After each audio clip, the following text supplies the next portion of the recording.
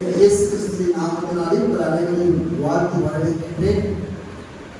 நாங்கள் தொடர்ந்து தியானித்து வருகின்ற இந்த கலாத்தியர்கள் எழுதின நிருபத்திலிருந்து கூடிய செய்தியை நாம் கேட்டு இருக்கின்றோம். வாசித்த வேத பகுதியை நாம் திருப்பி வைத்துக் கொள்ளலாம். கலாத்தியர் 5ஆம் அதிகாரம் வசனம் 1 to 6 உள்ள வசனங்களை வாசிங்க.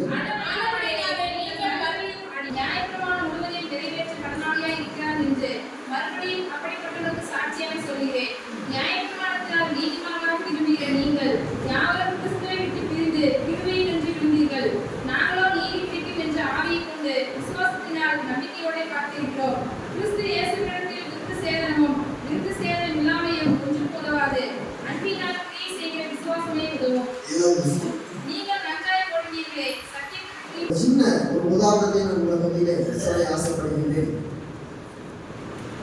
ஒரு கண்ணாடி ஜார்ல கருப்பு எறும்பு நூலையும் ஒரு வெள்ளை சிவப்பு எறும்பு ஒரு 100 எறும்பையும் கண்ணாடி ஜார்ல போட்டுட்டீங்கன்னா நீங்க ரொம்ப நேரம் வச்சிருந்தா கூட என்ன செய்யாது, அந்த ஒரு எறும்பு இன்னொரு எறும்பு என்ன செய்யாது, தொந்தரவு செய்யாது.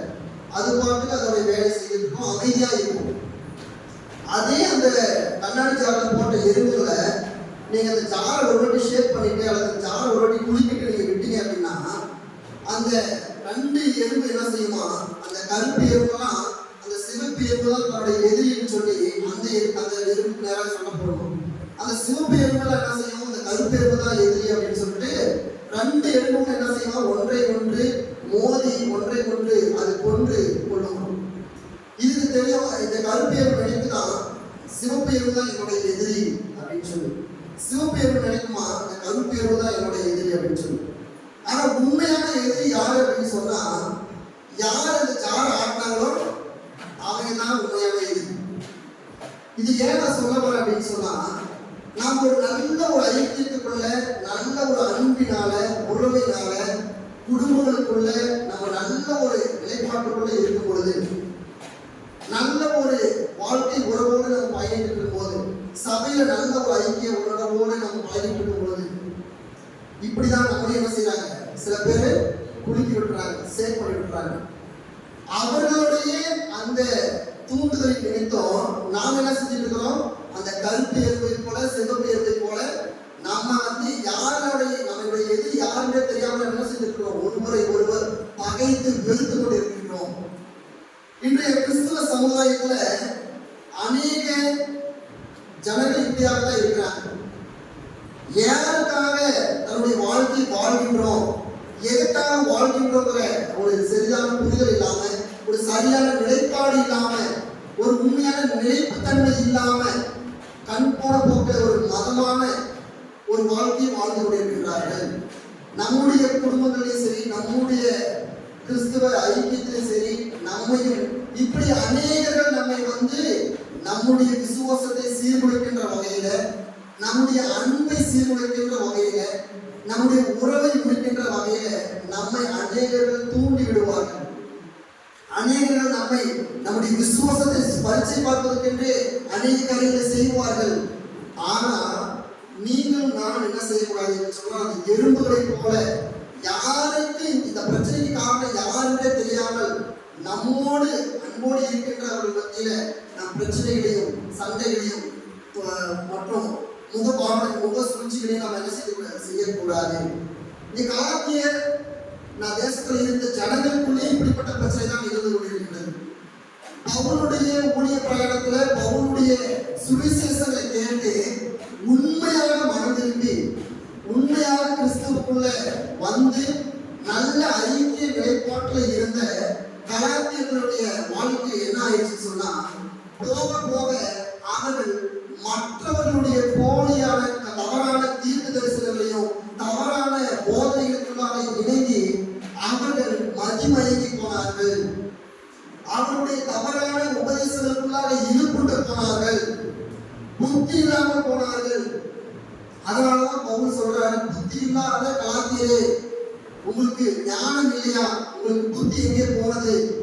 நீங்க நல்லாதான் ஓடிட்டு இருந்தீங்க, நீங்க நல்லாதான் பயணிச்சுட்டு இருந்தீங்க, நீங்க தேவனுடைய காரியங்களை சரியாக இருந்தீங்க, திருச்சபைகளை சரியாக இருந்தீர்கள்.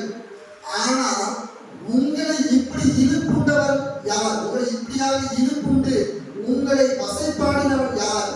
7வது வசனத்துல சொல்ற மாதிரி நீங்கள் நன்றாக ஓடிக்கொண்டிருந்தீர்கள், ஆனால் இப்பொழுதும் நீங்கள் எப்படி இருக்கிறீங்கன்னு சொன்னா, நீங்க என்ன செஞ்சிட்டீங்க? சத்தியத்தை விட்டு கீழே போயிட்டீங்க, சத்தியத்தை விட்டு விலகி போயிட்டீங்க அப்படின்னு சொல்லி கலாத்தியர்களுக்கு பவுலாகிய அப்போஸ்தலர் என்ன சொல்ற, தெளிவாக தேவனுடைய உபதேசத்தை சொல்கின்றார். இந்த கலாத்தியர் 5ஆம் அதிகாரம் வசனம் 1 to 15 உள்ள வசனங்களுடைய பின்னணியை பார்க்கும்பொழுது நம்ம ஏற்கனவே கடைசி 4ஆம் அதிகாரத்துல 22 to 31 வரைக்கும் உள்ள செய்தி நம்ம என்ன கேட்டோம் அப்படின்னா, நாம அடிமையின் பிள்ளைகள் அல்ல, கிறிஸ்து நம்மை அடிமையின் பிள்ளைகளாக நம்மை தெரிந்து கொள்ளவில்லை, நம்மை அடிமைகளாக அவர் உண்டு பண்ணவில்லை, நம்மை அடிமைத்தனத்திற்குள்ளாக கிறிஸ்துவானவர் நம்மை வைத்திருப்பவர் கிடையாது என்று சொல்லி பார்த்தோம். அதற்கு மாறாக தேவனுடைய புத்திர சுவிகார அடையாளத்தை பெற்ற தேவனுடைய காரியங்களுக்குள்ளாக நாம அவருக்கு பிரியமான பிள்ளைகளாக இருக்கின்றோம். அதுதான் புத்திர சுவிகாரமுடைய பிள்ளைகள், சுயாதீனம் உள்ள பிள்ளைகள். இன்றைய தினத்துல நம்ம செய்தியுடைய தலைப்பு என்ன அப்படின்னா, சுயாதீன நிலைமையிலே நிலைத்திருத்தல். சுயாதீன நிலைமையிலே நிலைத்திருக்க வேண்டும். இங்க அப்போஸ்தலன் பவுல் இந்த நிலைத்திருப்பதை குறித்து அநேக இடங்களை பார்க்கல. கடந்த நாட்கள்ல கூட நம்ம பிலிப்பியர் நிருபத்துல இருந்து நாம என்ன கேட்டோம், நீங்கள் ஒருவரோடு ஒரு அன்பில் நிலைத்திருங்க, ஏக சிந்தையுள்ளவர்களாக இருங்கள், ஐக்கியத்திலே ஒருமானப்பாட உள்ளவர்களாக இருங்கள், தேவனுடைய வார்த்தையை நிலைத்திருங்கள், ஏக சிந்தையுள்ளவர்களாக இருங்கள் என்று சொல்லி பிலிப் தேசத்திற்கு அப்போஸ்தலன் பவுல் சொல்கின்ற வார்த்தைகளை நாம் கேட்டோம். அதே போல இன்றைய செய்தியினுடைய மைய கருத்து என்னன்னு சொன்னா, சுயாதீன நிலையிலே நம்ம நிலைத்திருக்க வேண்டும். அது என்ன சுயாதீன நிலை? சுயாதீனம் அப்படின்னு சொன்னா என்ன அர்த்தம் தெரியுமா?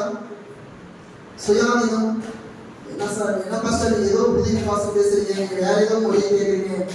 சுயாதீனங்கிறது ஒரு நல்ல ஒரு தமிழ் சொல். அதுக்கு என்ன அர்த்தம் சொன்னா, லிபர்ட்டி, விடுதலை, இண்டிபெண்டன்ஸ். நமக்கு எல்லா விதமான ரைட்ஸும் இருக்குது. நாம அடிமைகள் அல்ல, நாம சுதந்திரவாதிகள், விடுதலையானவர்கள் என்று சொல்லி அர்த்தம். அதுதான் சுயாதீன நிலைப்பாடு. விடுதலையோடு நிலைப்பாடோட நம்ம என்ன செய்யணும்? நிலைத்திருக்க வேண்டும். ஏன் பவுல் இந்த இடத்துல சொல்றாருன்னு சொன்னா, கலாத்தியர்கள் எதுல சுயாதீனம் இல்லாம இருந்தாங்கன்னு சொன்னா, அவர்கள் அந்த முதல் வசனத்தை வாசிங்க.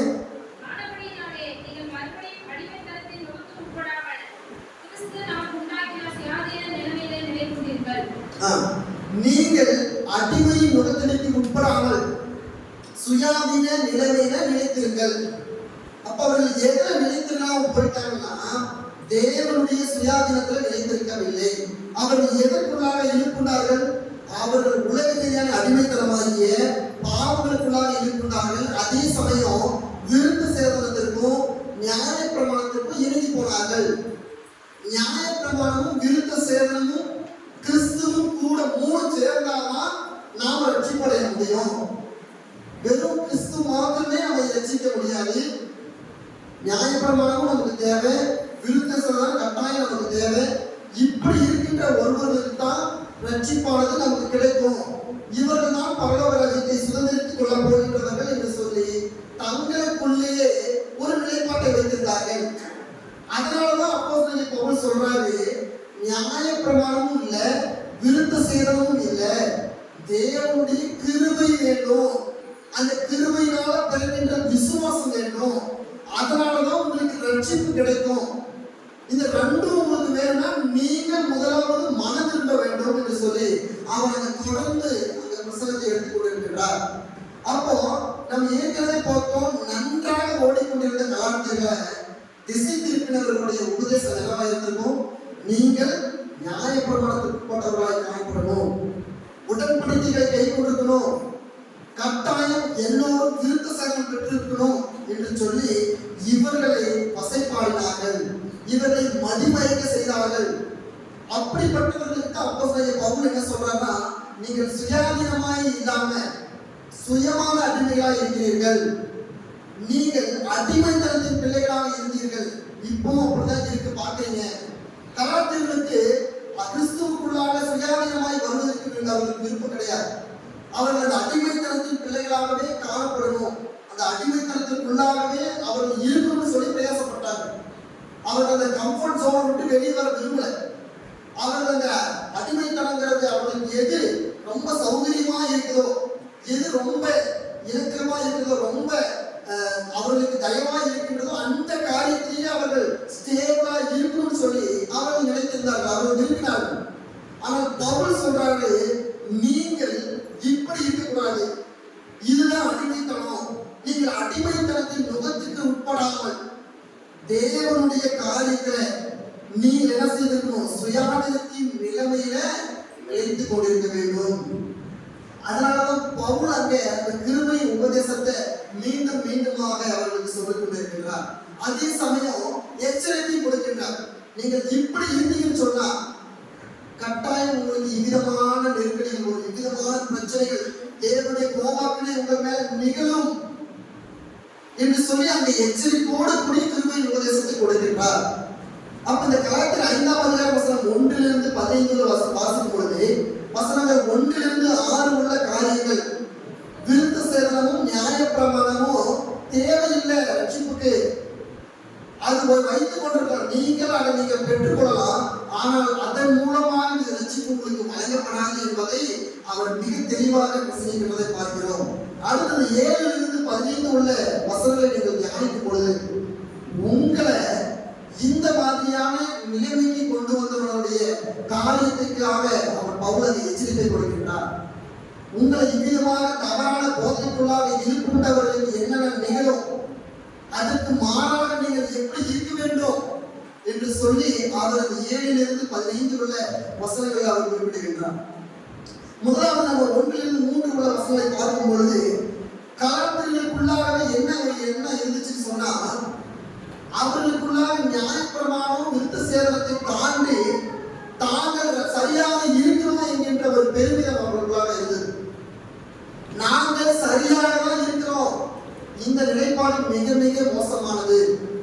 இன்றைய கிறிஸ்துவ சமுதாயத்திலும் மிக மிக கவனிக்கப்பட வேண்டிய, நம்முடைய இருதயத்திலிருந்து எடுத்து போட வேண்டிய ஒரு காரியம் என்னன்னு சொன்னா, நான் சரியாக இருக்கிறேன் அப்படிங்கிற ஒரு நிலைப்பாடு.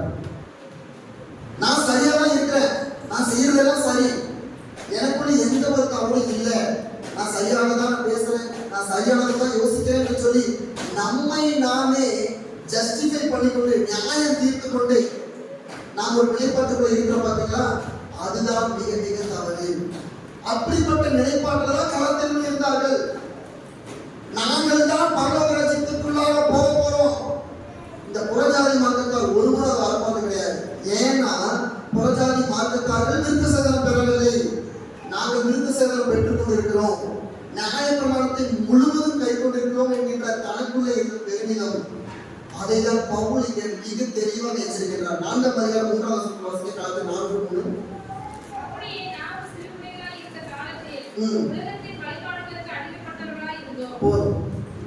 நாம சிறு பிள்ளைகளா இருக்கும் பொழுது உலகத்தினுடைய காரியங்களுக்கு அடிமைப்பட்டிருந்தோம். ஆனால் எப்போ கிறிஸ்து எனக்குள்ளாக வந்தாரோ, நான் இனி உலகத்திற்கு அடிமையா இராமல் கிறிஸ்துவுக்கு புத்திரனாய் இருக்கிறேன் அப்படிங்கிற ஒரு நிலைப்பாட்டுக்குள்ள நீங்க வரணும். 2 விதமான நிலைப்பாடு, காலத்தினருக்குள்ளாக இருந்த பெருமிதமான நிலைப்பாட்டை பவுல் கண்டித்து எவ்விதமான நிலைப்பாட்டுக்குள்ள வர வைக்கிறான்னு சொன்னா, நீங்க கிறிஸ்துவினுடைய சுயாதீனம் உள்ள பிள்ளைகளின் நிலைப்பாட்டுக்கு நீங்க வரணும். நான் கிறிஸ்துவனுடைய மகன், நான் கிறிஸ்துவனுடைய மகள், நான் அடிமையின் பிள்ளை கிடையாது. அதனாலதான் நம்ம 4ஆம் அதிகாரம் கடைசி பகுதியில் வாசிக்கும் பொழுது 2 குழந்தைகள் பிறந்தது, சாராளுக்கும் பிள்ளைகள் பிறந்தது, ஆகாருக்கும் பிள்ளைகள் பிறந்தது.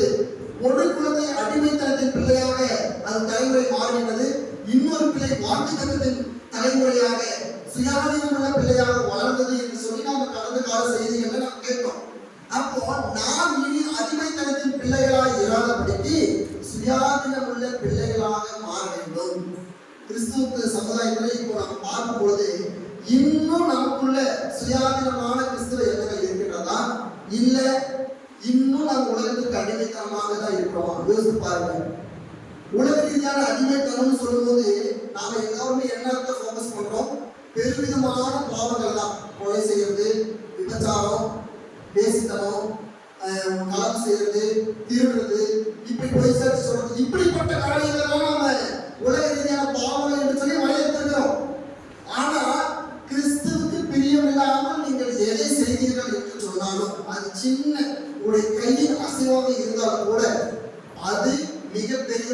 காரணமா?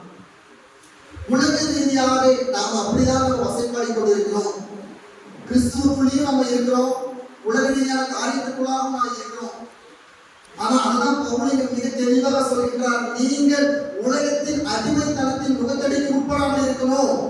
நீங்கள் உலக ரீதியான மாய காரியங்களுக்கு நீங்கள் இன்னைக்கு போகாம இருக்கணும். அது உங்களுடைய டெய்லி லைஃப்ல, உங்களுடைய அனுதின வாழ்க்கையில நீங்கள் அதை சரியாக கடைபிடிக்கணும். கிறிஸ்துவ வாழ்க்கை என்பது இதுலையும் கொஞ்சம் அதுலையும் கொஞ்சம் சொல்லி பிரிச்சு பிரிச்சு வாழ்ந்து கொண்டு இருப்பது கிடையாது. நமக்கு சௌகரியமானது எல்லாம் எடுத்துக்கொண்டு நம்முடைய வாழ்க்கை ஓட்டத்தை ஓடுவது கிடையாது. கிறிஸ்துவோடு பயணிக்கின்றது ரொம்ப ரொம்ப கடினமான ஒன்று. அதுக்காக நீங்கள் சௌகரியமான பாதையை தேர்ந்தெடுக்க கூடாது. இதுல கொஞ்சம் நம்ம இருந்துக்கலாம், மற்ற காரியங்களையும் நம்ம செய்திருக்கலாம்னு சொல்லி நம்மை நாமே என்ன செஞ்சிருப்போம், அறிந்தும் அறியாமல் அநேக இடங்களை செய்து கொண்டிருக்கிறோம். பவுல் அதைதான் மிக தெளிவாக கண்டிக்கின்றார். நீங்கள் பூர்வ காலத்துல சின்ன பிள்ளைகளா இருக்கும்போது உலகத்துக்கு அடிமைகளா இருந்தீங்க. ஆனா கிறிஸ்துவை கொண்டதற்கு பின்பு நீங்கள் அடிமைத்தனத்தின் பிள்ளைகளாக இராதபடிக்கு கிறிஸ்து உங்களை புத்திரர்களாக மாற்றியிருக்கின்றார், அவருடைய பிள்ளைகளாக மாற்றியிருக்கின்றார். அப்ப கிறிஸ்துவனுடைய பிள்ளையாக இருந்து கொண்டு நீ அடிமைத்தனத்தை தான் செய்வேன், நான் அடிமைத்தனத்துக்குள்ளாக தான் போவேன் என்பது மிகவும் வருத்தமான காரியம். அது தேவனுக்கு மிகவும் எரிச்சலை உண்டாக்குகின்றது என்று சொல்லி இங்கே பவுல் அதை கண்டிக்கின்றார். வாசிங்க தீத்து 2ஆம் அதிகாரம் 11 வாசிங்க. ஏனெனில் எல்லா மனுஷருக்கும் ரட்சிப்பை அளிக்கத்தக்க தேவ கிருபையானது பிரசன்னமாகி, நாம் அவபக்தியையும் லௌகீக இச்சைகளையும் வெறுத்து தெளிந்த புத்தியும் நீதியும் தேவ பக்தி உள்ளவர்களாய் உலகத்திலே ஜீவனம் பண்ணி. பாருங்க, நாம் அவபக்தியையும் லௌகீக இச்சையும் வெறுத்து தெளிந்த புத்தியும் நீதியும் தேவ பக்தி உள்ளவர்களாய் உலகத்தில் ஜீவனம் பண்ண வேண்டும். அப்போ நம்ம அடிமைத்தனத்தின் பிள்ளைகளா இல்ல, நம்ம சுயாதீனம் உள்ள பிள்ளைகளா இருந்தோம்னு சொன்னா எந்தெந்த காரியத்தை நாம வெறுக்கணும்னு சொன்னா அதை பத்தி நமக்குள்ள இருக்கக்கூடாது, லௌகீக இச்சைகள் நமக்குள்ள இருக்கக்கூடாது, தெளிந்த புத்தி நமக்கு வேண்டும், நீதியும் தேவ பக்தியும் உடையவர்களாய் நாம் காணப்படணும். அப்போ கிறிஸ்துவோடு கூட இருக்கின்ற புத்திர சுவிகாரம் உள்ள சுயாதீனம் உள்ள பிள்ளைகளுக்கான அடையாளம் என்னவென்று சொன்னால் லௌகீக இச்சைகளை வெறுப்பது. லௌகீக இச்சைகள் என்னன்னு சொன்னா நம்முடைய சரீரத்திலிருந்து ஏற்படுகின்ற எல்லாவித சிறிதிலிருந்து பெரிய வரைக்கும் உண்டாகின்ற எல்லா காரியங்களும் தான். நம்ம சின்ன ஒரு காரியம் ஆசைப்பட்டாலும் சரி, அல்லது பெரிதான ஒரு விஷயத்துக்குள்ளாக இருப்புட்டு போனாலும் சரி, இது எல்லாமே லௌகீக இச்சைக்குள்ளாக தான் வரும், உலக ரீதியான மாயைக்குள்ளாக தான் வரும். நம்ம பணத்துக்குள்ள, பதவிக்குள்ள, நம்ம அந்தஸ்துக்குள்ள, ஐஸ்வர்யத்துக்குள்ள நம்முடைய சிந்தையை சாய்க்கணும்னு சொன்னா இது எல்லாமே லௌகீக இச்சை தான். சம்பாதிக்கணும், நிறைய சம்பாதிக்கணும், கடனே இல்லாம வாழணும், பிரச்சனையே இல்லாம வாழணும் அப்படின்னு நினைக்கிறது எல்லாமே லௌகீக இச்சை தான். என்ன பாச சொல்றீங்க, பிரச்சனை இல்லாம கடன் இல்லாம வாழ்றது நல்லது தானே, நீங்க ஏன் எப்படி சொல்றீங்க அப்படின்னு கேட்கலாம். ஒன்று யோசித்து பாருங்களேன், நமக்கு பிரச்சனைகள் இல்லைன்னு சொன்னா நம்ம கடவுளை தேடி வரமாட்டோம். நமக்கு எல்லாமே இருக்குது, நல்ல சரீர பலன் இருக்குது, சரீரத்தில் நல்ல சுகம் பலன் இருக்குது, நல்ல தெம்பு இருக்குது, நல்ல பணம், நல்ல ஒரு கை வருமானம் நல்லா வருது, எந்த ஒரு நோய் நொடியில குடும்பத்தில் நல்ல சந்தோஷம் போகுது, நல்ல சமாதானமா இருக்குது. கிறிஸ்துக்குள்ள வருவீங்களா, சர்ச்சில் போட்டு உடனே போகும், ஆளுநர் ஒருத்தர் வர மாட்டாங்க. அதுக்காக ஆண்டவர் பிரச்சனையால உங்களை இழுத்து கொண்டிருக்கிறார் கிடையாது. நமக்கு இப்படிப்பட்ட காரியங்கள் தேவை. நமக்கு அதனால கடந்த நாட்கள்ல ரெவரண்ட் யோகன் அவர்கள் பிரசங்கம் சொல்லும்போது நமக்கு பிரச்சனைகள் தேவை, டெம்டேஷன் தேவை, சோதனைகள் நமக்கு அவசியமானது. மாலை போனால்தான் காலை வரும், பிரச்சனைகள் முடிந்தால்தான் நமக்கு ரொம்ப ரட்சிப்பான ஆசீர்வாதமான காலம் பிறக்கும். அதுக்காக தான் தேவன் இப்படிப்பட்ட காரியங்களை நமக்கு அனுமதித்திருக்கின்றார். அதனால பவுல் இந்த காலத்தில் சொல்லும்போது நீங்கள் எல்லோருமே உங்களுடைய இந்த லௌகீக இச்சையினால நீங்கள் ஈடுபட்டு இருக்கிறீங்க, நீங்கள் சரியான சத்தியத்தை விட்டு விலகி மாயமான உங்களுக்கு எது ரொம்ப சௌகரியமாக இருக்கிறதோ, உங்களுக்கு எது ரொம்ப சுலபமாக இருக்கிறதோ அதை நீங்கள் தேடி பின்பற்றிக் கொண்டிருக்கிறீர்கள். அதனால்தான் உங்கள் மத்தியில் அநேகர்கள் எழும்பி தேவனுடைய வார்த்தைகளை தவறாக பிரசங்கித்துக் கொண்டிருக்கிறார்கள். அதனாலதான் அநேகர்கள் உங்களை மாய வசப்படுத்திக் கொண்டிருக்கிறார்கள். நல்ல ஓடிக்கொண்டிருந்த உங்களை அவர்கள் கீழே விலப்படிட்டாங்க. அதனால நீங்கள் தெளிந்த புத்தியுள்ளவர்களாக இருங்கள். புத்தியுள்ள கலாத்திரே என்று சொல்லிடலாம். அவர்கள் புத்தி இல்லாத கலாத்திரே என்று சொல்றாரு. அப்ப அவர்களுடைய புத்தியை அவர்கள் இழந்து போய்விட்டார்கள். அவருடைய ஞானத்தை அவர்கள் இழந்து போய்விட்டார்கள். எனவே நம்முடைய வாழ்க்கையில் நாம கவனிக்க வேண்டிய காரியம் என்னன்னு சொன்னா, அந்த கலாத்திரை போல காணப்படக்கூடாது. சரியான உபதேசத்துக்குள்ள நிலைத்திருக்கும் பொழுது சரி, சில இடங்களில் நமக்கு சில வேற விதமான பிரசங்கள் உபதேசங்கள் வரும்போது இது இன்னும் நமக்கு நாம் கேட்கின்ற செய்திக்கு நேர எதிராக இருக்குது. இது நல்லா இருக்குது, இந்த பாஸ்டர் நல்லா பேசுறாரு, இந்த சர்ச்சில் நல்லா போதை பண்றாங்க, நல்லா ஆசீர்வாதமான காரியத்தை பிரசங்கிக்கிறாங்க, நம்ம சொல்றதெல்லாம் செய்யறாங்க, நம்ம எதிர்பார்க்கின்ற காரியத்தெல்லாம் பேசுறாங்க என்று சொல்லி நாம தவறான காரியங்களுக்கு இணங்கி போய்விடக்கூடாது. அதே சமயம் கிறிஸ்துவுக்குள்ள பயணித்துட்டு இருக்கும்போது இதையும் செஞ்சுக்கலாம் நம்ம என்று சொல்லி, இது என்ன சின்ன தவறு தானே, இது ஒன்றும் கிறிஸ்து பார்வையில் இது ஒன்றும் பெருசா பொருட்படாது என்று சொல்லி உலகியல காரியங்களை கிறிஸ்துவோட வாழ்க்கையில நீங்க என்ன செய்யக்கூடாது, சேர்த்துக் கொள்ளக்கூடாது. கிறிஸ்துவோடு பயணிக்கின்ற வாழ்க்கை வேறு, உலகத்தை நேசிக்கின்ற காரியங்கள் வேறு. அதுக்காக நீங்கள் சம்பாதிக்கவே கூடாது, நீங்க வேலைக்கு போகவே கூடாது, பணத்தை நீங்க பெற்றுக்கொள்ளவே கூடாதுன்னு சொல்லல. கிறிஸ்து உங்களுக்காக எல்லாவற்றையும் கொடுத்திருக்கிறார். நீங்கள் தேவனுடைய பார்வையில் புத்திரர்களா இருக்கும் பொழுது அவர் எல்லா விதமான ஆசீர்வாதத்தையும் உங்களுக்கு வைத்திருக்கிறார். அவர் உங்களை போட்டு கஷ்டத்துல போட்டு சாப்பாட்டுக்கே வழியில்லாத ஒரு நிலைப்பாட்டில் போட்டு உங்களை அவர் கஷ்டப்படுத்தி பார்க்கின்ற தெய்வம் கிடையாது. அவர் எல்லா விதமான ஆசீர்வாத பொக்கிஷங்களை உங்களுக்காக வைத்திருக்கிறார். ஆனால் நீங்கள் அவருக்குள்ளாக இருக்கும் பொழுது அது உங்களுக்கு கிடைக்கும். முதலாவது தேவனுடைய ராஜ்யத்தையும் அவருடைய நீதியும் தேடுங்கள், அப்பொழுது இந்த பொக்கிஷங்கள் இவைகள் எல்லாம் உங்களுக்கு கூட கொடுக்கப்படும். நீங்கள் அதை தேடி போக வேண்டாம். நீங்க பணத்தை தேடியும் பொருளை தேடியும் பதவியை தேடி நீங்க போக வேண்டாம். கிறிஸ்துவுக்குள் நீங்க இருந்தீங்கன்னா அது உங்களை தேடி வரும். உண்மையாகவே அது நடந்து கொண்டிருக்கின்ற காரியம். கிறிஸ்துவுக்காக நீங்கள் கொடுக்கும் பொழுது கிறிஸ்து உங்களுக்காக கொடுக்கின்றார். ஏழைகளுக்கு நீங்கள் இருக்கும் போது தேவன் உங்களுக்கு ஈடுகின்றார். இதுதான் வேதவசனம் சொல்லுகின்றது. ஏழைக்கு இறங்குகிறவன் கர்த்தருக்கு கடன் கொடுக்கிறான். நீங்கள் ஒரு ஏழைக்கு உதவுறீங்கன்னு சொன்னா கர்த்தருக்கு கடன் கொடுக்கிற மாதிரி அது கர்த்தர் உங்களுக்கு இரட்டிப்பாக கொடுக்க போறாரு. ஆனால் உங்களுடைய சிந்தனையை, உங்களுடைய வாழ்க்கை முழுவதையும் சம்பாதிக்கணும், நல்ல செட்டில் ஆகணும், நல்ல கார் வாங்கணும், பைக் வாங்கணும், வீடு கட்டணும், நகை வாங்கணும்னு சொல்லி நீங்கள் அதுக்காகவே ஓடிக்கொண்டிருக்காதீர்கள். அது தேவையற்றது. அதை நீங்கள் ஒன்றையும் நீங்கள் என்ன செய்ய போவது கிடையாது, எடுத்துட்டு கொண்டு போவதுன்னு ஆண்டவராக இயேசு சொல்றார். நீங்கள் இங்கே பொக்கிஷங்களை சேர்த்து வைக்காதீங்க, பரலோக ராஜ்யத்தில் உங்களுடைய பொக்கிஷங்களை சேர்த்து வையுங்கள்.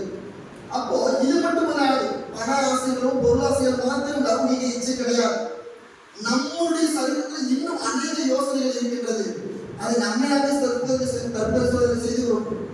எந்தெந்த காரியத்தெல்லாம் நான் அடிஷனலா கிறிஸ்துவோட வாழ்க்கையை சேர்த்துருக்கிறேன், எதையெல்லாம் கிறிஸ்துவுக்கு நான் பார்த்துட்டு இருக்கிறேன், கிறிஸ்துவுக்கு கொடுக்கின்ற ஜெப நேரத்தில் நான் வேற ஏதாவது காரியத்தை செய்யறனாலோ அது லௌகிக இச்சை தான்.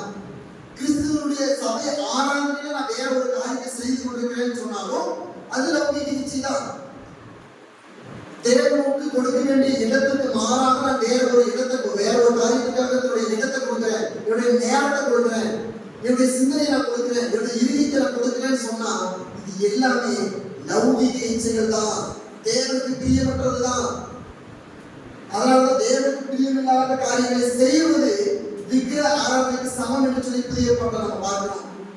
அப்போ இப்படிப்பட்ட காரியத்துக்குள்ளாக தான் இந்த கலாத்தியர்கள் இனிமே போய் மிக மிக அதற்குள்ளேயே கெடுத்தார்கள். விருது செலவும் வேணும், நியாயப்பிரமாணமும் வேணும், நாங்கள் இது ரெண்டையும் விட்டுட்டு வரமாட்டோம், ரட்சிப்பு வேணும்னா இது ரெண்டையும் நாங்கள் கட்டாயம் நாங்கள் கை கொண்டிருக்கோம்னு சொல்லி அவர் மிகவும் தெளிவாக இருந்தார்கள். அதனாலதான் பவுல் அவர்களை தொடர்ந்து நீங்கள் நினைத்திருங்க, தேவனுடைய வசனத்தில் நினைத்திருங்க, கிறிஸ்து ஒருவர் தான் உங்களை ரட்சிக்க முடியும், நியாயப்பிரமாணம் உங்களை ரட்சிக்காது, விருத்த சேதம் உங்களை ரட்சிக்காது, அது உங்களுடைய பாவத்திலிருந்து விடுதலை ஆகாது என்று சொல்லி அவர் தொடர்ந்து பிரசங்கித்துக் கொண்டே இருந்தார். அவருடைய எல்லாவித பிரசங்கத்தையும் இந்த நிலைத்திருப்பதை குறித்து மிக தெளிவாக அடிக்கடி அவர் சொல்லிக் கொண்டே இருக்கின்றார். வாசிகள் அதற்கு ஆதாரமாக 1 கொரிந்தியர் 16ஆம் அதிகாரம் வசனம் 13. விழித்திருங்கள், விசுவாசத்தில் நிலைத்திருங்கள், புருஷராயிருங்கள், நிலைத்து கொள்ளுங்கள். இருந்தீங்க.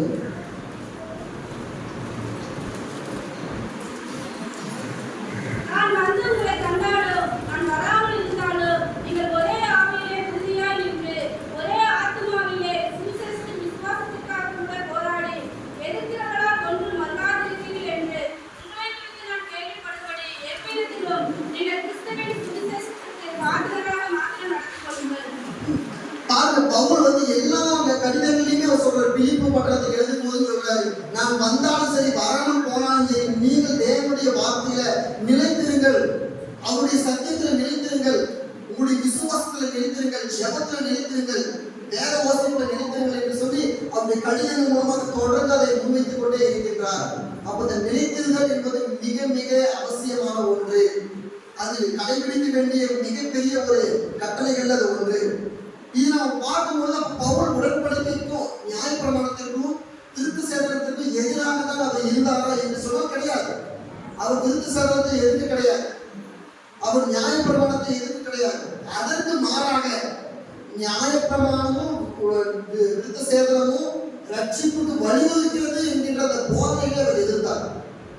அது கிறிஸ்துவ சபைகளுக்குள்ள வருகின்ற அந்த வேற்றுமை பிளவுகளை அவர் கொண்டு வருவதை பவுலாகிய அப்போஸ்தலர்கள் எதிர்த்தார்.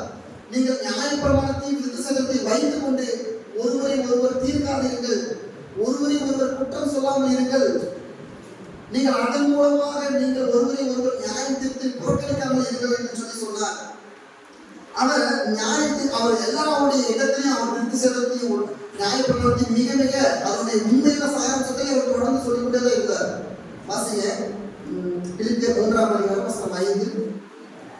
நான் 8ஆம் நாளில் விருத்த சேதனம் அடைந்தவன், இஸ்ரவேல் வம்சத்தான், பென்யமீன் கோத்திரத்தான், எபிரேயரில் பிறந்த எபிரேயன், நியாயப்பிரமாணத்தின்படி பரிசேயன், பக்தி வைராக்கியத்தின்படி சபையை குணப்படுத்தினவன், நியாயப்பிரமாணத்திற்குரிய நீதியின்படி குற்றம் சாட்டப்படாதவன். ஆகிலும் எனக்கு லாபமாய் இருந்தவைகளை எவைகளோ அவைகளை கிறிஸ்துவுக்காக நஷ்டம் என்று எண்ணினேன். அதே சமயம் கலாத்தியர் 2:7. அதுவும் அல்லாமல் விருத்த சேதனம் உள்ளவர்களுக்கு அப்போஸ்தலராய் இருக்கும்படி பேதுருவை பலப்படுத்தினவர் பிரச்சாரத்திற்கு அப்போஸ்தலராய் இருக்கும்படி என்னையும் பலப்படுத்தினபடியால். அப்போஸ்தலர் 16:3. அதற்கு அவன் தெர்பேக்கும் லீஸ்ட்ராவுக்கு போனான். அங்கே தீமோத்தேயு என்னப்பட்ட ஒரு சீசன் இருந்தான். அவன் தாய் விசுவாசமுள்ள இந்து ஸ்திரீ, அவன் தகப்பன் கிரேக்கன். அவன் லீஸ்ட்ராவிலும் இக்கோனியாவிலும் உள்ள சகோதரராலே நற்சாட்சி பெற்றவனாய் இருந்தான். அவனை பவுல் தன்னுடனே கூட்டிக் கொண்டு போக வேண்டும் என்று விரும்பி அவருடைய தகப்பன் கிரேக்கன் என்று அவர்களில் இவர்கள் எல்லாரும் அறிந்திருந்தபடியால் அவரை நிமித்தம் அவனுக்கு விருத்த சேதனம் பண்ணினான். இப்ப நான் வாசித்து கேட்ட இந்த 3 வசனங்களையும் பார்க்கும் பொழுது அவர் என்ன செஞ்சிருக்கிறார்? விருத்த சேதனத்தை அவர் எடுத்திருக்கிறார். அவர் 8ஆம் நாளிலே விருத்த சேதனம் பெற்றவர். அதே சமயம் அவர் தன்னுடைய உடன் சேவனாய் இருந்தவருக்கு என்ன செய்யறாரு? தீமோத்தேயுக்கு அவர் என்ன செய்யற? விருத்த சேதனம் கொடுக்கிறார். அதே சமயம் நம்ம கலாத்தியர் 2:7 விருத்த சேதனத்துடைய உண்மையான நிலைப்பாட்டை கொடுக்கிறார். அவர் விருத்த சேதனத்தை அவர் எதிர்க்க கிடையாது. அதே சமயம் விருத்த சேதனத்தினால்தான் ரட்சிப்பு பிறக்கும், விருத்த சேதனம் தான் ஒரு மனிதனுடைய ரட்சிப்பு வழிவகுக்கும் என்று சொல்லக்கூடிய அந்த நம்பிக்கை இருக்கு. அந்த போதனைகளுக்கு அவர் முழுமையாக எதிர்ப்பு தெரிவித்திருந்தார். விருத்த சேதனம் ரட்சிப்பை வழங்காது, நியாயப்பிரமாணம் ரட்சிப்பை வழங்காது என்பதற்கு மிக தெளிவாக இருந்தார். வாசிங்க, ரோமர் 4:11. மேலும் விருத்த சேதனம் இல்லாத காலத்தில் அவன் விசுவாசத்தினாலே அடைந்த நீதிக்கு உறுதியாக விருத்த சேதனமாகிய அடையாளத்தை பெற்றான். விருத்த சேதனம் இல்லாதவர்களால் விசுவாசிக்கிற யாவருக்கும் நீதி எண்ணப்படும் பொருட்டாக அவர்களுக்கு அவன் பலமாய் இருக்கும்படியும். பாருங்க, நீங்க ஆபிரகாமை குறித்து அப்போஸ்தலர் பவுல் ரோமருக்கு எழுதும் பொழுது நியாயப்பிரமாணம் இல்லாத காலத்திலேயே, விருத்த சேதனம் இல்லாத காலத்திலேயே ஆபிரகாம் தேவனுக்கு பிரியமானவனாக இருந்தானே, அது எப்படி? அது அவனுடைய உள்ள இருந்த அந்த விசுவாசம் தானே என்று அவன் நியாயப்பிரமாணத்தை ஃபாலோ பண்ணல, விருத்த சேதனத்தை அவன் என்ன செய்யல, ஃபாலோ பண்ணல. அவனுக்குள்ள இருந்த விசுவாசமே அவனை என்னாக்கினது? அவனை தேவனுக்கு பிரியமானவனாய் மாற்றினது. அதே போல ரோமர் 9:30 வாசிங்க. இப்படி இருக்க நாம் என்ன சொல்லுவோம்? நீதியை தேடாத பிரகாரியார் நீதியை அடைந்தார்கள். அது விசுவாசத்தினாலே நீதியே. நியாயப்பிரமாணத்தை தேடின இஸ்ரவேலரோ நியாயப்பிரமாணத்தை அடையவில்லை. நியாயப்பிரமாணத்தை தேடின இஸ்ரவேலரோ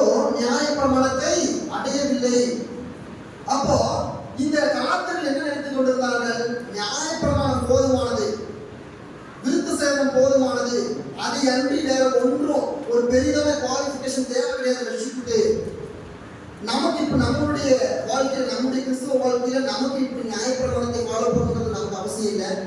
நாம விருது செலவும் பெற்றுக்கொள்றது கிடையாது. ஆனா இந்த கலாச்சாரம் இந்த 2 இடத்துக்கு முக்கியத்துவம் கொடுத்துருக்காங்க. நியாயப்பிரமாணத்துக்கு விருது செலவும் நாமளும் இந்த நியாயப்பிரமாணம் விருது செலுத்துற மாதிரி இன்னும் அநேக காரியங்களுக்கு நாம் என்ன செய்து கொண்டிருக்கிறோம், முக்கியத்துவம் கொடுத்து கொண்டிருக்கிறோம். இது எல்லாம் செய்தால் நாம் ரட்சிப்பை அடையலாம், இது எல்லாம் பண்ணினா நாம் என்ன செய்யலாம், ரட்சிப்பை இது எளிமையாக பெற்றுக்கொள்ளலாம், நம்ம பரிசுத்தவான்களை திகழலாம் என்று சொல்லி நினைத்துக் கொண்டிருக்கிறோம். நம்ம தசமபாகம் கொடுத்தால், காணிக்கைகளை கொடுத்தால், இன்னும் நற்கிரிகளை ஏதாவது செய்தால் நாம ரட்சிப்பை பெற்றுக்கொள்ளலாம், கிறிஸ்துவத்துல பரிசுத்தவான்களை திகழலாம் என்று சொல்லி நம்மை நாமே நினைத்துக் கொண்டிருக்கின்றோம். கிறிஸ்துவை அன்றி வேற ஒன்றும் நமக்கு ரட்சிப்பை தராது. நாம் கொடுக்கின்ற காணிக்கைகளோ, நாம் கொடுக்கின்ற முக்கியத்துவங்களோ எதுவுமே நமக்கு என்ன செய்யாது, ரட்சிப்புக்கு வழிவகுக்காது. கிறிஸ்துவுக்கு கொடுக்கின்ற காரியங்கள், கிறிஸ்துவை நாம் எவ்விதமாக நேசிக்கிறோம், எவ்விதமாக அவருக்கு பயபக்தியாக இணைந்து நடக்குகின்றோம், நம்முடைய வாழ்க்கையில அவருக்கு எவ்விதமாக முக்கியத்துவம் கொடுக்கின்றோம், தேவ வாசிப்புல ஜெபத்தில் நாம் எவ்வளவு முக்கியத்துவம் கொடுக்கின்றோம், நம்மளுடைய அன்றாட வாழ்க்கையில கிறிஸ்துவோடு நம்ம எப்படி இணைந்து நடந்து கொண்டிருக்கிறோங்கிறது தான் நம்மை ரட்சிப்புக்குள்ளாக வழிநடத்தும். அதுக்கு மாறாக அடிஷனலாக இன்று அநேக ஜனங்கள், அநேக கிறிஸ்துவ ஜனங்கள் இந்த இடத்துக்கு போனா ரட்சிப்பு வந்துடும், அந்த இடத்துக்கு போனா ரட்சிப்பு வந்துடும், இந்த போதகர்கிட்ட போய் ஜெபம் பண்ணா ரட்சிப்பு பெற்றுக்கொள்ளலாம், அந்த போதகர்கிட்ட போய் ஜெபம் பண்ணா பாவம் நீங்கிடும், இந்த எண்ணெய் வாங்கி தேய்ச்சிக்கிட்டா போயிடும், அந்த அவங்க கொடுக்குற அந்த காரியத்தை வாங்கி, அந்த தண்ணீர் வாங்கி வீட்டில் தெளிச்சா பாவம் போயிடும் சொல்லி கிறிஸ்துவ சமுதாயம் இன்றும் ஒரு மதியத்திற்குள்ளாக கடந்து சென்றிருக்கிறது. எருசலேமுக்கு போனா நம்முடைய எல்லா பாவமும் நீங்கிறோம். இந்த பில்கிரிமேஜ் என்று சொல்லக்கூடிய இந்த புனித யாத்திரை முதல்ல மற்ற மதத்தினர்கள் தான் அதுக்கு முக்கியத்துவம் கொடுத்து கொண்டு இருந்தார்கள். ஆனா இப்ப கிறிஸ்துவ சமுதாயம் இந்த புனித யாத்திரைக்கு அதிக முக்கியத்துவம் கொடுத்து கொண்டிருக்கிறது. தொடர்ந்து இந்திய அரசாங்கத்திடமிருந்து இந்த கிறிஸ்துவ சமுதாய அமைப்புகள் எல்லாம் ஒன்றிணைந்து நாங்கள் எருசலேம் செல்வதற்கு நீங்கள் என்ன செய்யணும், போதுமான விமான வசதிகளை செய்து தர வேண்டும், அந்த கட்டண பணத்தை நீங்கள் குறைத்து தர வேண்டும், கிறிஸ்தவர்களுக்கு நீங்கள் அதில் ஒரு இது கொடுக்கணும், ஸ்காலர்ஷிப் கொடுக்கணும் என்று சொல்லி கிறிஸ்தவ சமுதாயம் அரசாங்கத்திடமிருந்து இப்படிப்பட்ட கோரிக்கைகளை வைத்திருக்கிறது. எருசலேமுக்கு போவது முக்கியம் கிடையாது, அது போய் யோர்தான் நதியில மூழ்கி ஏந்திருப்பது நமக்கு முக்கியம் கிடையாது, அங்கு போய் இயேசு வைத்திருந்த கல்லறைகளையும், இயேசு இருந்த அந்த கிச்சமேல தோட்டத்தையும், இயேசு பயணித்த அந்த தேசங்களில் புண்ணிய மண்ணை போய் பார்ப்பது நமக்கு முக்கியம் கிடையாது. நீங்கள் இருக்கின்ற இடங்களிலேயே, நீங்கள் இருக்கின்ற தேசங்களிலேயே தேவனுக்கு நீங்கள் பயபக்தி உள்ளவர்களாக, அவருக்கு விசுவாசம் உள்ளவர்களாக இணங்கி அவருடைய வார்த்தைகளை நீங்கள் முழுமையாக செய்தாலே போதுமானது. அதை அன்றி நீங்கள் வேற ஒன்றும் நீங்கள் என்ன செய்ய தேவை முக்கியம் இல்லை. இன்று நிறைய கிறிஸ்துவ அமைப்புகள் என்ன ஆச்சுன்னு சொன்னா, எருசலேம் போவதற்காக ஒரு ஊழியர் வைத்திருக்கிறார். கடந்த நாட்கள்ல நாங்க ஒரு கிருஷ்ணகிரி பகுதியில ஒரு அம்மாவை சந்தித்தோம். அந்த அம்மாவை பார்த்தீங்கன்னா அந்த இடத்துல, அவர்கள் இருக்கின்ற இடத்துல யானைகள் அதிகமாக வருகின்ற ஒரு இடம். இது மாதிரி இந்த அம்மா வந்து ஒரு நாள் தன்னுடைய வேலைக்காக கடந்து செல்லும் பொழுது ஒரு யானையை மிதிச்சு என்ன செஞ்சு, யானை அதனால தூக்கி இந்த அம்மாவை போட்டுச்சு. அநேக இடங்கள் எலும்புகள்னா முறிந்து போயிடுச்சு. அந்த அம்மா பிழைக்கவே மாட்டாங்கன்னு சொல்லி அந்த அம்மா எப்படியோ பிழைச்சு, அந்த அம்மா இப்போ ஒரு லிவிங் விட்னஸா, ஒரு உயிருள்ள சாட்சியாக இன்னும் அநேக இடத்துல அந்த அம்மா உறுதி செய்திருக்காங்க. அந்த அம்மாவை நாங்கள் சந்தித்து பேசும்பொழுது ஒரு அமைப்பு வந்து அவர்கிட்ட சொன்னாங்களாம், நீங்கள் இப்போ உடம்புல இருக்கின்ற இந்த கொஞ்ச நெஞ்ச பிரச்சனைகளையும் நீங்கள் எருசலேமுக்கு போயிட்டா சரியா இருக்கும், நாங்கள் அதுக்கு முழு பணத்தையும் கொடுக்குறோம், நாங்கள் அந்த ஒரு விதமான உழைத்தான் செய்யறோம், நாங்கள் எருசலேம் போவதற்கான எல்லா வித பணத்தையும் நாங்கள் கொடுக்குறோம், நீங்க நம்ம போய் தங்கி இருக்கிறது திரும்பி வர வரைக்கும் நாங்கள் எல்லா அமைப்பையும் தண்ணி போயிட்டு வாங்க அப்படின்னு அந்த கிறிஸ்துவ அமைப்பு சொல்லலாம். அந்த அம்மா சொல்றாங்க, அந்த அம்மா என்ன சொன்னாங்க, எருசலேம் போக ரொம்ப கஷ்டப்படுறாங்க. ஆனா நாங்கள் சொன்னோம், எருசலேமுக்கு போவதனால உங்களுக்கு பெரிதான மாற்றம் வராது. ஆண்டவர் இப்பொழுதுமே கூட அந்த வியாதியிலிருந்து உங்களுக்கு இம்மட்டுமாக நீங்கள் மறித்து போயிருவீங்கன்னு சொல்லி ஆண்டவர் உங்களுக்கு ஜீவனை கொடுத்திருக்கிறாரு. அதற்காக நீங்கள் ஆண்டவருக்கு ஸ்தோத்திரத்தை செலுத்துங்கள். அதற்காக மீதமுள்ள அடிஷனல் தேவைக்காக நீங்கள் எருசலேமுக்கு போகுங்கிறத நீங்கள் என்ன செய்யாதீங்க, யோசிக்காதீங்க. நம்முடைய வாழ்க்கையில் இன்னும் அநேக இடங்களில் நாம் அப்படிதான் கிறிஸ்துவை அன்றி மற்ற எல்லா காரியத்துக்கும் முக்கியத்துவம் கொடுத்துருக்கிறோம். கிறிஸ்துவ காரியங்களை தவிர மற்ற எல்லா காரியத்துக்கும் எல்லாமே பிரயோஜனமற்றது. அது ஒருபோதும் நம்மை ரட்சிப்புக்குள்ளாக வழிநடத்தாது. அது நம்மை பரலோக ராஜ்யத்துக்கு கொண்டு போய் சேர்க்காது என்பதை நாம் புரிந்து கொள்ள வேண்டும். அதுதான் பவுல் அங்கே மீண்டும் மீண்டுமாக சொல்கின்றார். நீங்கள் நியாயப்பிரமாணத்தை இவ்வளவாக நீங்கள் கை கொண்டிருக்கிறீர்களே, நியாயப்பிரமாணத்தின் படி நீங்கள் எல்லாவற்றையும் செய்து ஒன்றை நீங்கள் செய்யல அப்படின்னு சொன்னா மொத்தமும் சரிஞ்சு போயிடும். வாசிங்க யாக்கோபு 2:10 வாசிங்க. யாக்கோபு 2:10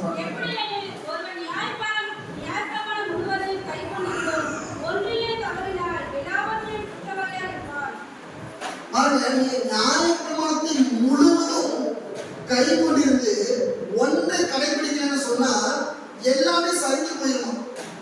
அது ஒரு மணல் கோபுரம் மாதிரி. நீங்க எல்லாவற்றையும் அமைச்சு சின்னதா ஒரு ஹோல்ஸை போட்டீங்கன்னா மொத்த மணலும் சரிஞ்சிடும். உதாரணத்துக்கு இந்த நீட் தேர்வு எடுத்துக்கலாம். நம்முடைய சகோதரி ஸ்வேதா அவர்கள் நீட் தேர்வு எழுதிருக்காங்க, அதை தேர்ச்சி பெற்றுக்கிறாங்க. அது ஒரு விதிமுறை இருக்குது. என்ன விதிமுறை அப்படின்னா, சரியான கேள்விக்கு நம்ம சரியான பதில் நம்ம எழுதிட்டே போயிட்டு இருக்கோம். 720 கேள்விகள் கேட்பாங்க, 720 கேள்விக்கு நம்ம சரியான பதில் எழுதிட்டே போகணும். ஒருவேளை நாம தவற ஒரு கேள்விக்கு பதில் அளிச்சிட்டோம்னு சொன்னா அந்த கேள்விக்கு தப்பு பிளஸ் ஒரு மார்க் என்ன செய்வாங்க, மைனஸ் பண்ணுவாங்க. சரியான கேள்வி தவறான கேள்வி அட்டன் பண்ணதுக்கு ஒரு மார்க் குறைக்கும் வரும். இப்படிப்பட்ட ஒரு விதிமுறை. அதே போலதான் இந்த நியாயப்பிரமாணத்தை ஃபாலோ பண்றதுங்கிறது ரொம்ப கடினமான ஒன்று. நீங்கள் அதன்படி எல்லாவற்றையும் செய்தாலும் கூட ஒன்றை நீங்கள் இழந்துட்டீங்க, ஒன்றை நீங்கள் கடைபிடிக்கலன்னு சொன்னா அது முற்றிலுமாக அது இழந்து போகின்றதற்கு ஒப்பானது. அது முற்றிலுமாக அது விழுந்து போயிடும். அது மிக மிக கடினமானது. அது நீங்கள் முழுமையாக நீங்கள் என்ன செய்ய முடியாது, கடைபிடிக்க முடியாது. உங்களால் முழுமையாக கடைபிடிக்க கூட முடியாதுன்னு சொல்லி பவுல் அந்த காலத்திலிருந்து அவர் சொல்லியிருக்கிறார். இப்படிப்பட்ட இந்த முக்கியத்துவம் கொடுத்து இந்த காலத்தில் என்ன செய்கிறாருன்னு சொன்னா தேவனுடைய உண்மையான சத்தியத்தில் இருந்து அவர்கள் விலகி போயிட்டாங்க.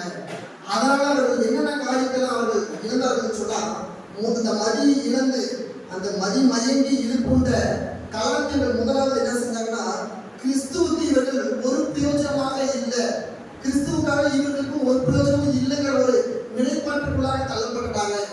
வாசிங்க கலாத்தியர் 5:2.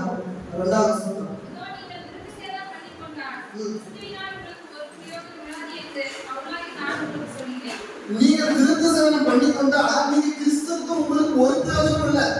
நீங்க விருத்த சேவனம் பண்றதுனால கிறிஸ்துவ கிட்ட உங்களுக்கு ஒரு பிரயோஜனம் இல்லை, ஒன்றும் இல்லை. அந்த பிரயோஜனமற்ற நிலைமைக்கு இந்த கலாத்தியர்கள் தள்ளப்பட்டார்கள். இரண்டாவது, அவர்கள் கடனாளியா இருந்தார்கள். எதற்கு கடனாளியா இருந்தார்கள்? நியாயப்பிரமாணத்தை கடைபிடிப்பதற்கு அவர்கள் கடனாளியாக இருந்தார்கள். அவர்கள் கிறிஸ்துவினுடைய சத்தியத்தை விட்டுவிட்டு அவர்கள் மற்ற நியாயப்பிரமாணத்திற்கும் விருத்த சேவனத்திற்கும் இணங்கி போனாங்க. அவர்கள் கடனாளிகளாய் மாறினார்கள். மூன்றாவது, அவர்கள் கிருபை நின்று விழுந்து போனார்கள். கிருபை நின்று விழுந்து போனார்கள். இது அனைவருக்கு குழப்பத்தை உண்டாகலாம். எப்படி பவுல் இப்படிப்பட்ட ஒரு பிரசங்கத்தை வைக்க முடியும்? ஆண்டவரால் முன்குறிக்கப்பட்டவர்களுக்கு கிருபையை ரட்சிப்பிலிருந்து அவர்கள் ரட்சித்தவர்கள் இழக்க முடியாது என்பதுதான உண்மையான சத்தியம். இது கிருபை நின்று விழுந்தார்கள் என்று சொல்லி ஏன் பவுல் போதிக்கிறார்கள் என்று சொல்லி நமக்கு கேள்விகள் எழுப்பலாம். ஆனால் இங்க அவர் கிருபை நின்று விழுந்தார்கள் என்பதை அவர்கள் ரட்சிப்பை இழந்து போனார்கள் என்பது அர்த்தம் கிடையாது. அவர்கள் தேவனுடைய கிருபையிலிருந்து அவர்கள் தவறி இருக்கிறாங்க, வேறு விதமான மாற்று பாதைக்குள்ள போயிட்டு இருக்கிறாங்க. அவர்கள் தேவனுடைய சத்திய பாதையில் இருந்து விலகி வேறு மாற்று பாதையை பயணித்துக் கொண்டிருக்கிறார்கள். அதனாலதான் நீங்கள் கிருபை நின்று விழுந்தீர்கள் என்று சொல்லி சொல்கிறார். நான்காவதாக, தேவனுடைய நீதியிலிருந்து தானாகவே தள்ளப்பட்டார்கள். தேவனுடைய நீதியிலிருந்து அவர்கள் என்ன செய்து கொண்டார்கள்? தானாகவே விலகிக் கொண்டார்கள். வேற யாரோ மூலமாக இல்லை, அவர்களே தங்களை தானே விலகிக் கொண்டார்கள் என்று சொல்லி பார்க்கிறோம். இப்படிப்பட்ட அந்த காலத்தில் மாறின நிலைப்பாட்டிற்கு காரணம் என்னன்னு சொன்னா, அவர்களை தன்வசப்படுத்திக் கொண்ட போலியான மனிதர்கள் தான் காரணம். இன்னும் நம்மை அநேக விதமான ஊடகங்கள், அநேக விதமான செயலிகள், அநேக விதமான இன்டர்நெட் மற்றும் இன்னும் அநேக காரியங்கள் நம்மை தன்வசப்படுத்திக் கொண்டிருக்கிறது. நாம் அதிலிருந்து வெளியே வரலாம்னு நினைத்தாலும் கூட நம்மளால் வர முடியாத அளவிற்கு அது மிகவும் நம்மை அடிமைத்தனத்துக்குள்ளாக வைத்திருக்கிறது. உலக மனிதர்களுக்கு, சிறு பிள்ளைகளுக்கு ஒவ்வொரு விதமான அடிமைத்தனத்துக்குள்ளாக பிள்ளைகள் இருக்கிறாங்க. வாலிபர்கள் ஒவ்வொரு விதமான அடிமைத்தனத்திற்குள்ளாக இருக்கிறார்கள். பெரியவர்கள் ஒவ்வொரு விதமான அடிமைத்தனத்திற்குள்ளாக இருக்கிறார்கள். மதுபானங்களை அருந்து வருகின்றவர்கள், புகைப்பிடிக்கின்றவர்கள் அதிலிருந்து வெளிவர முடியாமல் தவிக்கின்றார்கள். ஏனென்றால் எல்லாரும் இப்படிப்பட்ட ஒவ்வொரு விதமான உலக காரியங்களுக்கு அடிமைப்பட்டவர்களாக இருக்கிறார்கள். நம்ம சமூக வலைதளங்களின் மூலமாக நம்மை நாமே காட்டிக் கொள்வதனாலும் நம்ம அதனால ரொம்ப நேரம் இருக்கிறதால நமக்கு எந்த பிரயோஜனமும் இல்லை. எப்படி பவுல் சொல்றாரோ, நீங்கள் விருது சேதனம் பெற்றுக் கொள்றதுனால உங்களுக்கு கிறிஸ்துவுக்கு எந்த பிரயோஜனமும் இல்லை. அதே மாதிரிதான் நம்முடைய வாழ்க்கையில நாம இப்படிப்பட்ட காரியங்களுக்கு அடிமையா இருந்தோம்னா நாம கிறிஸ்துவுக்கு ஒரு பிரயோஜனமும் இல்லை. நம்ம பிரயோஜனம் இல்லாத ஜனங்களாக நாம் மாறிக்கொண்டிருக்கின்றோம். அநேகர்கள் நம்மை நாம என்ன செய்திருக்கிறோம், ஒருத்தருடைய வளர்ச்சியை இன்னொருத்தர் நாம் என்ன செய்திருக்கிறோம் பார்க்க முடியாம இன்னொருத்தர் ஈர்த்து கொண்டே இருக்கிறோம். ஒருத்தரை குறித்து இன்னொருத்தர்கிட்ட நாம தவறான முறையில் நம்ம சொல்கின்றோம். ஒரு குடும்பத்தை குறித்து இன்னொரு குடும்பத்தை இடம் பேசுவது, ஒரு காரியங்களை குறித்து இன்னொரு காரியங்களை தவறாக விமர்சிப்பது என்று சொல்லி நிறைய விதமான அடிமைத்தனங்கள் நமக்குள்ளாக இருக்கின்றது. அதனாலதான் பவுல் சொல்றாரு, உங்களை இப்படி நிந்தித்தவன், உங்களை இப்படி உண்டாக்குகின்றவன் அவனுக்கு என்ன சொன்னா அவன் ஒளிந்திருப்பான். ஆனா தேவனுடைய காரியம் அவனுக்கு விளக்கு. வசனத்தை 11 பாட்டு.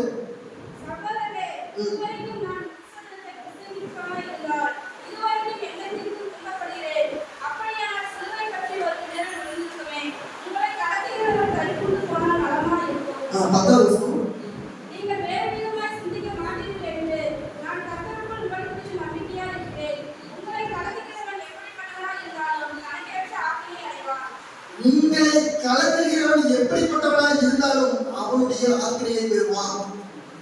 இன்று கிறிஸ்துவ சமுதாயத்தில் நாமே மற்றவர்களை கலக்குகின்றவர்களாய் பார்க்கிறோம். நம்முடைய அந்நிய மக்கள் நம்மை கலக்க போவது கிடையாது. நம்மை ஒருவரை ஒருவர், நான் முதல்ல சொன்னது மாதிரி இந்த ஒன்றாக இருக்கின்றவர்களை எப்படி ஒருத்தர் அந்த ஜாடியை ஷேக் பண்ணதுனால உள்ள இருக்கின்ற எறும்புகள் ஒன்றை கொண்டு சண்டை போய் கொண்டிருக்கிறதோ அதே போல நாமும் என்ன செய்கிறோம், மற்ற குடும்பத்தார்களுக்குள்ள சண்டையை மூட்டிவிடுகின்றவர்களாக இருக்கிறோம். மற்றவர்கள் உறவுக்குள்ள நாமளா என்ன செய்து கொண்டிருக்கிறோம், நுழைந்து அதை முழுமையாக சீர்படுகின்றவர்களாய் காணப்படுகின்றோம். ஒருவரை குறித்து இன்னொருத்த அவதூறுகளை பரப்புகின்றவர்களாக, போலியாக சித்தரிக்கின்றவர்களாக, போலியாக விமர்சனங்களை உண்டாக்குகின்றவர்களாக, மற்றவர்களுடைய வளர்ச்சியை குறைக்கின்ற வகையில மற்ற எல்லா காரியங்களையும் எழுப்புகின்றவர்களாக நாம் காணப்பட்டிருக்கின்றோம். ஆண்டவர் சொல்கின்றார், உங்களை கலக்குகிறவன் எப்படிப்பட்டவனாக இருந்தாலும் அவனுடைய ஆக்கினையை பெறுவான். எனவே நம்முடைய வாழ்க்கையை நாம மற்றவர்களை கலக்குகின்றவர்களாய் காணப்பட்டோம். நாம மற்றவர்களுடைய காரியங்களை கலக்குகின்றவர்களாய் இருந்தோம்னு சொன்னால் மனம் திரும்பி நாம் மாறிக்கொள்ள வேண்டும். இல்லை என்று சொன்னால் தேவனுடைய ஆக்கினைக்குள்ளாக நாம் தீர்க்கப்படுவோம். மிகவும் மோசமான ஒரு காரியம், மிகவும் தவறான ஒரு காரியம். அப்படிப்பட்ட ஒரு காரியம் தான் கலாத்தியர்களுக்குள்ள இருந்தது. கலாத்தியர்களுக்குள்ள ஏற்பட்ட அந்த குழப்பத்துக்கு காரணம், அந்த மதியத்துக்கு காரணம், அந்த மதிமயங்கி போனதுக்கு காரணம் வேறு சிலர் கிடையாது. அதே கலாத்திய தேசத்துல வாழ்ந்த ஜனங்களே தான். ஒருத்தர் என்ன செஞ்சுட்டாங்க, மொத்த சமுதாயத்தையும் எடுத்துட்டாங்க. அதுதான் சொல்றது, ஆண்டவர் சொல்றாரு, புளிப்புள்ள கொஞ்சம் மாவானது பிசைந்த மாவை அனைத்தையும் என்ன செய்வோம், உப்பு பண்ணும். நல்ல மாவை, நல்ல பிசைந்த மாவு மத்தியில ஒரு புளிப்பான மாவை கொண்டு வந்து வச்சீங்கன்னு சொன்னா அது எல்லா அந்த மாவு முழுப்பீங்க என்ன செய்யும், தேடுவதாக மாற்றிக்கொள்ளும். நம்ம தயிர் நம்ம உண்டாக்குறோம் இல்லைங்களா, நம்ம பால் உண்டாக்குறோம், என்ன செய்யறோம், ஒரு புளிப்புள்ள கொஞ்சம் மோர் நம்ம செய்வோம். அந்த பால்ல நம்ம காய்த்த பால்ல ஊற்றுவோம். அந்த பால் முழுது என்ன வருது, தயிராக மாறிடுது. அதே போலதான் சரியாக கிறிஸ்துவுடைய உறவுல சரியாக இருக்கின்ற நம்மள ஒரு சிலர் இந்த புளிப்புள்ள மாவை போல, அந்த புளிப்புள்ள காரியத்தை போல நம்மத்தில நம்மை மாற்றிக்கொண்டிருக்கிறார்கள். அதை நாம் கண்டறிய வேண்டும்.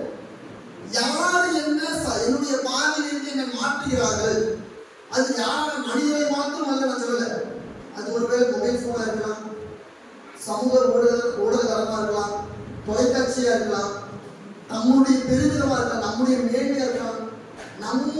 நம்மை எது சரியிலிருந்து விலக்குகிறது, எது என்னை நேர்மையான பாதையிலிருந்து விலக்கிக் கொள்கிறது, எது என்னை தேவனுடைய உறவிலிருந்து விலக்குகிறது என்று சொல்லி நீங்கள் முதலாவது கவனமாக இருக்கணும். நீங்கள் ஜாக்கிரதையுள்ளவர்களாக இருக்கணும். நீங்கள் ஒருவேளை ஜாக்கிரதையுள்ளவர்களை கவனமுள்ளவர்களை இல்லாமல் வேணாலும் உங்களுடைய விசுவாசத்தை சீர்குலைக்கலாம், உங்களுடைய அன்பை சீர்குலைக்கலாம், உங்களுடைய ஐக்கியத்தை சீர்குலைக்கலாம், உங்களுடைய விசுவாசத்தை சீர்குலைக்கலாம். மிகுந்த ஜாக்கிரதையுள்ளவர்களாய் நீங்கள் காணப்பட வேண்டும். கிறிஸ்துவ உறவிலே இருக்கின்ற நம்மையும் அநேகர்கள் கலந்து கொண்டிருக்கிறார்கள். அநேக விதமான முறைகளில் கலக்கத்தை நாம் பெற்றுக்கொள்கின்றோம். கலக்கத்தை பெற்றாலும் கூட மிகுந்த தெளிவான ஏக சிந்தை, ஏக அறிவு நமக்குள்ளாக இருக்கணும். தேவனுடைய விசுவாசத்திலும் தேவனுடைய பயபக்தியிலும் அவருடைய வேத வசனத்திலும் நாம் நிலைத்திருக்க வேண்டும். அதுதான் பவுல் மீண்டும் மீண்டுமாக சொல்கின்றார், நிலைத்திருக்க. நீங்கள் அடிமைத்தனத்தின் பிள்ளைகள் அல்ல, நீங்கள் புத்தி சுதிகாரனுடைய பிள்ளைகள், சுயாதீனத்தின் பிள்ளைகள். அதனால நீங்கள் இப்படிப்பட்ட காரியத்துக்கு மிகுந்த ஜாக்கிரதையுள்ளவராக இருந்து தேவனுக்கு மேற்படி என்ன செய்ய இருந்து தேவனுக்கு ஏற்படி மாற்றிக்கொள்ளுங்கள். நியாயப்பிரமாணத்தை முழுவதும் கடைபிடிப்பதை காட்டிலும் ஒருவருக்கொருவர் அன்பு செய்வது மிகுந்த ஈகுவாக இருக்கும். அது முழுமையாக அது சரிவிட்டுகிறதா இருக்கிறது. நீங்கள் ஒரே முகத்தோடு சந்தோஷத்தோடு ஒருவரை ஒருவர் அன்பு செய்யுங்கள். அன்பு சகலத்தையும் தாங்கும், அன்பு சகலத்தையும் சகிக்கும் என்று சொல்ல பாடல்கள் வாழும். அதே போலதான் நாம் நியாயப்பிரமாணத்தை கடைபிடிப்பதை காட்டிலும் அன்பு செய்கின்றது அதற்கு சரியானதாக இருக்கின்றது. அந்த மொத்தத்தையும் ரெண்டே விதமான கற்பனைகளுக்குள்ளாக ஆண்டவராகிய கொண்டு வந்தார். அதெல்லாம் பவுல் மீண்டுமாக இங்கே சொல்கிறார், நீங்கள் ஒருவரை ஒருவர் கடிந்து பட்சத்திலானால் அழிந்தீர்கள். நீங்க உங்களுக்குள்ளேயே சண்டை போட்டுட்டு இருந்தீங்கன்னு சொன்னா கட்டாயம் உங்களுக்குள்ள சமாதானம் இருக்காது. நம்ம ஒரு 30 குடும்பம் இருக்கிறோம், ஒரு சமுதாயத்துக்குள்ள ஒரு கிராமத்துல ஒரு வீரன் 30 பேர் ஒன்றாக இருக்க கத்துக்கணும். நமக்குள்ளேயே நாம சண்டை போட்டுக்கிட்டு நமக்குள்ளேயே நாம பொறாமையினாலும் போட்டியினாலும் வச்சத்தினாலும் ஒருத்தரை ஒருத்தர் மாற்றி பேசிக்கொண்டு சமாதானம் இல்லாம நல்ல உறவு இல்லாம நாம காணப்பட்டோம்னா என்ன போட்டுருக்குது? அந்த வசனத்தை வாசிங்க பள்ளிக்கு. நான் சொல்லலைங்க, நீங்க யாரும் போச்சு அழிவீர்கள். வேதவசனம் சொல்லுது நீங்கள் உங்களுக்குள்ள ஒற்றுமையா இருக்கணும், ஐக்கியத்தில் இருக்கணும். கிறிஸ்தவர்கள் என்று சொன்னால் எல்லா இடத்துலையும் ஒரே பொருள்ல ஒரே ஐக்கியத்தில் இருக்கணும். அப்படிப்பட்ட நிலைப்பாட்டில் இருக்கணும். நம்முடைய சபைகளில் இப்படிப்பட்ட பிரச்சனைகள் காணப்பட்டுக் கொண்டிருக்கிறது. சரியான ஐக்கியம் இல்லாம, சரியான உறவு முறை இல்லாம, சரியான ஒருமைப்பாடு இல்லாம நாமும் பிளவுபட்டு காணப்படுகிறோம். கலாத்தியரை போல பிளவுபட்டு காணப்படுகின்றோம். இப்படிப்பட்ட காரியங்களை மாற்றிக்கொள்ள வேண்டும். வெளியே சொன்னால் தேவனுடைய ஆக்கினை நமக்குள்ளாக வரும்.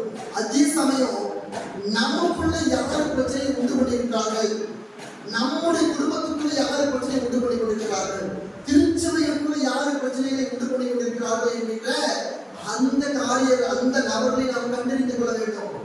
கண்டறிந்து நாம் அவர்களுக்கு தண்டனை கொடுக்க போல கிடையாது.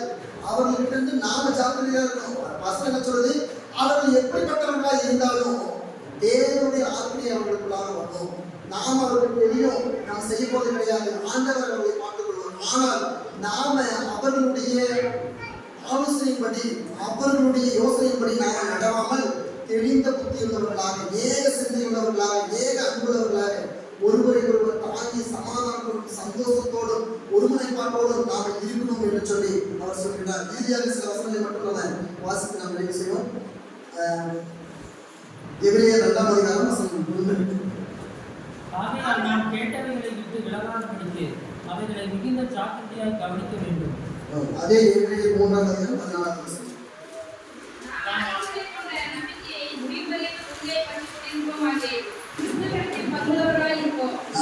இப்ப நீங்க கேட்டவை கண்டறிந்தவைகளிலே நிலைத்திருக்கணும். நீங்கள் ஆரம்பத்தில் எதை கேட்டீர்களோ அதுல சரியா இருக்க வேண்டும். எனவே தேவனுடைய வசனத்தை நீங்கள் கேட்கிறவர்களாக அதன்படி நடக்கின்றவர்களாக இருங்கள். நாம் வசனத்துல ஒருமைப்பாடோடு இருக்கணும், சமாதானத்தோடு இருக்கணும், ஒருவரை ஒருவர் நேசிக்கணும், அன்பு செய்யணும், போட்டி போடாம இல்லாமல் ஒன்றாக வளரணும். நமக்கு வாழ்க்கையில் இப்படிப்பட்ட காரியங்கள் வேண்டும் என்று சொல்லி நாம் புத்தகத்தை கேட்கிறவர்கள் மாத்திரம் இல்லாமல் அதன்படி செய்கின்றவர்களாக, அதன்படி நடக்கின்றவர்களாக நாம் காணப்படுவதுதான் உண்மையான ஆசீர்வாதமான வாழ்க்கை. அதுதான் உண்மையான பிரியமுள்ள ஒரு வாழ்க்கை. எனவே நம்முடைய வாழ்க்கையில நம்மை கலக்கம் அடைய செய்கின்றவர்கள் யாராக வேண்டாமல் இருக்கிறார். தேவன் அவர்களை அவருடைய ஆக்கைக்குள்ளாக பார்த்துக் கொள்வார். ஆனால் நாம சமாதானத்தோடு சந்தோஷத்தோடு ஒருவரை ஒருவர் தாங்கி அன்பு செய்வதே தேவனுடைய பிரியம் என்று சொல்லி வேதம் சொல்கிறது. தேவன் தாமே